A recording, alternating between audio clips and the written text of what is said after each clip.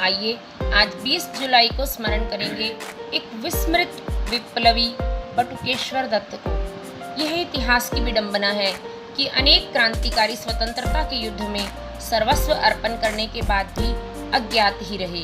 ऐसे ही एक वीर क्रांतिकारी बटुकेश्वर दत्त का जन्म 18 नवंबर 1910 को बंगाल के वर्धमान जिला के ओयरी खंडा घोष नामक गांव में श्री गोष्ठा बिहारी दत्त के घर पर हुआ।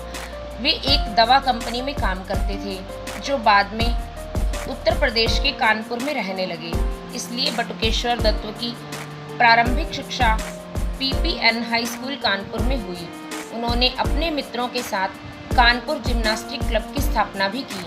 उन दिनों कानपुर क्रांतिकारियों का एक बड़ा केंद्र था। बटुकेश्वर अपने मित्रों में मोहन के नाम से प्रसिद्ध थे।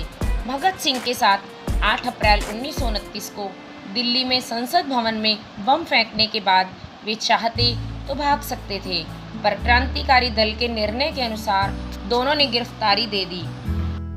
अगर आपने अभी तक हमारे चैनल को सब्सक्राइब नहीं किया है तो कृपया इसे सब्सक्राइब अवश्य कर लें, जिससे कि आपको प्रतिदिन इसी प्रकार की अच्छी जानकारी मिलती रहे।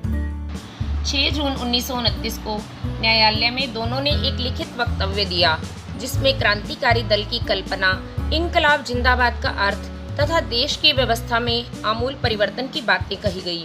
25 जुलाई 1929 को उन्होंने गृह मंत्री के नाम एक पत्र भी लिखा जिसमें जेल में राजनीतिक बंदियों पर हो रहे अत्याचार और उनके अधिकारों की चर्चा की गई। इसके साथ ही उन्होंने साथियों के साथ इस विषय पर 114 दिन की भूख हड़ताल भी की।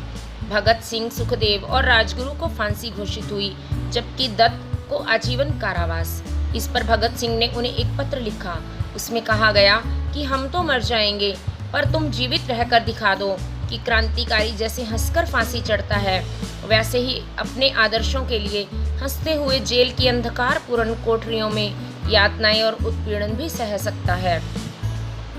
23 मार्च 1931 को लाहौर में भगत सिंह आदि को फांसी हुई और बटुकेश्वर दत्त को पहले अंडमान और फिर 1938 में पटना जेल में रखा गया। जेल में वे क्षय रोग और पेट दर्द से पीड़ित हो गए। 8 सितंबर 1938 को वे कुछ शर्तों के साथ रिहा किए गए, पर 1942 में भारत छोड़ो आंदोलन में फिर से जेल चले गए।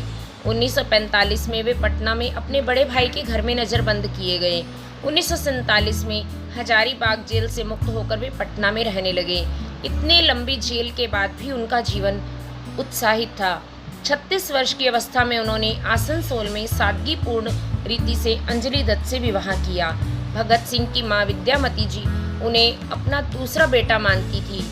पटना में बटुकेश्वर दत्त को बहुत आर्थिक कठिनाई झेलनी पड़ी।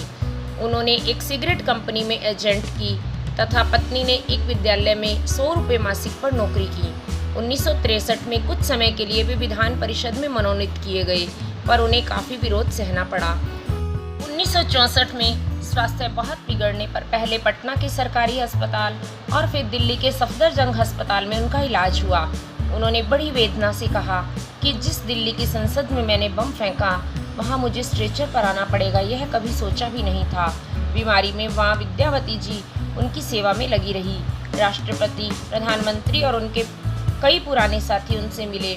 20 जुलाई 1965 की रात 2 बजे इस क्रांतिवीर ने शरीर छोड़ दिया। उनका अंतिम संस्कार वहीं हुआ जहां भगत सिंह, राजगुरु और सुखदेव के शव जलाए गए थे। अपने मित्रों और माता विद्यावती जी के साथ बटुकेश्वर दत्त आज भी वहां शांत सो रहे हैं। भारत माता की जय।